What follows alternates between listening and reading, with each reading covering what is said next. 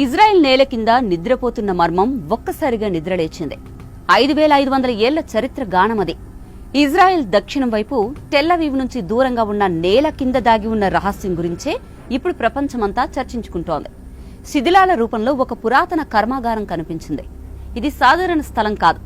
ఇది కనానీయుల ఆచూకీని చూపించే మొదటి సాక్ష్యం. ఇక్కడ పొడవైన ఫ్లింట్ కత్తులు లభించాయి.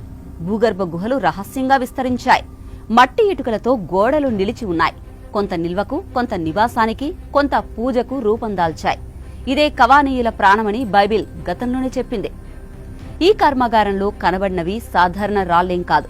ఇవి పెద్ద ఫ్లింట్ కోర్లు. వాటి నుంచి పదునైన కత్తులు ఉత్పత్తయ్యాయి. ప్రతి కత్తి ఒకే ఆకారంలో, ఒకే పదునులో ఉంది. వారు ఉపయోగించిన సాంకేతికత ఆశ్చర్యపరిచేలా చేసింది. ఒక రకమైన క్రేన్ లాంటి పరికరంతో రాళ్లపై ఒత్తిడి తెచ్చి కత్తులను చెక్కినట్టు తెలిసింది. ఇది కేవలం యాంత్రిక శక్తి కాదు. ఇది జ్ఞానం, ఇది నైపుణ్యం, ఇది తరతరాల రహస్య పరంపర. ఈ శిథిలాలు ఒక వ్యక్తి కృషి ఫలితం కాదు. ఇది ఒక సమాజపు చిహ్నం. నివాసాలు, నిల్వ గదులు, పూజా స్థలాలు లాంటివి అన్నీ ఒకే చోట విస్తరించడం ఆ సమాజం ఎంత క్రమబద్ధంగా ఉందో చూపుతున్నాయి. ప్రతి వ్యక్తి వృత్తిని అనుసరించి జీవించేవాడు. ఎవరో ఒకరు కత్తులు తయారు చేసేవారు, ఎవరో వాణిజ్యం చూసేవారు, ఎవరో పూజలు నిర్వహించేవారు. పట్టణ జీవనానికి మొదటి ఊపిరి ఇక్కడే పీల్చారు. మరో విచిత్రం ఏంటంటే ఈ స్థలంలో వ్యర్థ భాగాలు బయటపడలేదు.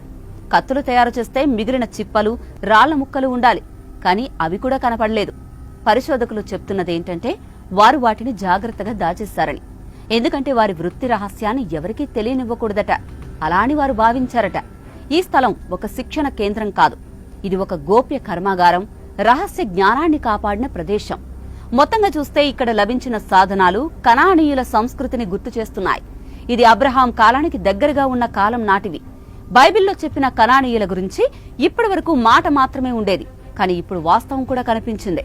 అబ్రహాం అడుగుపెట్టిన నేలలో ఆయన కాలంలో జీవించిన ప్రజల జాడ మన కళ్ల ముందు నిలిచింది. మాట నిజమైంది, వాస్తవం బైబిల్తో కలిసిపోయింది. This is Aruna signing off.